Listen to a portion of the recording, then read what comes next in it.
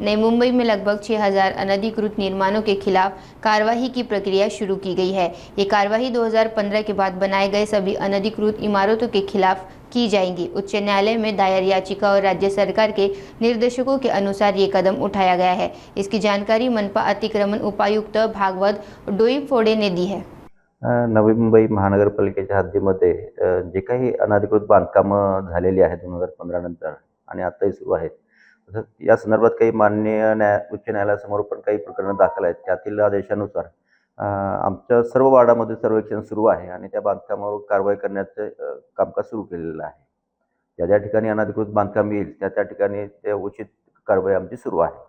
जे बांधकाम सध्या सुरू आहे त्यावर पण नियमानुसार आमची कारवाई सुरू आहे आणि जे बांधकाम यापूर्वी अनधिकृत आहे पण पूर्ण झालेलं आहे त्यावर पण कारवाई सुरू आहे. दोन्ही प्रकारच्या बांधकामावर आम्ही कारवाई करत आहोत.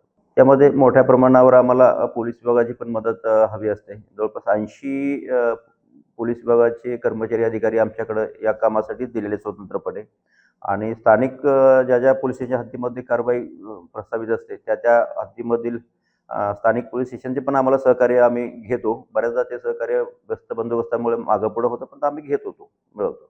एकूण किती इमारती म्हणण्यापेक्षा हा आकडा सतत वाढत राहतो. सर्वेक्षणामध्ये दररोज आमचं सर्वेक्षण सुरू राहतं. या क्षणाला किती आहे त्याची मी माहिती तुम्हाला वेगळ्यानं देतो.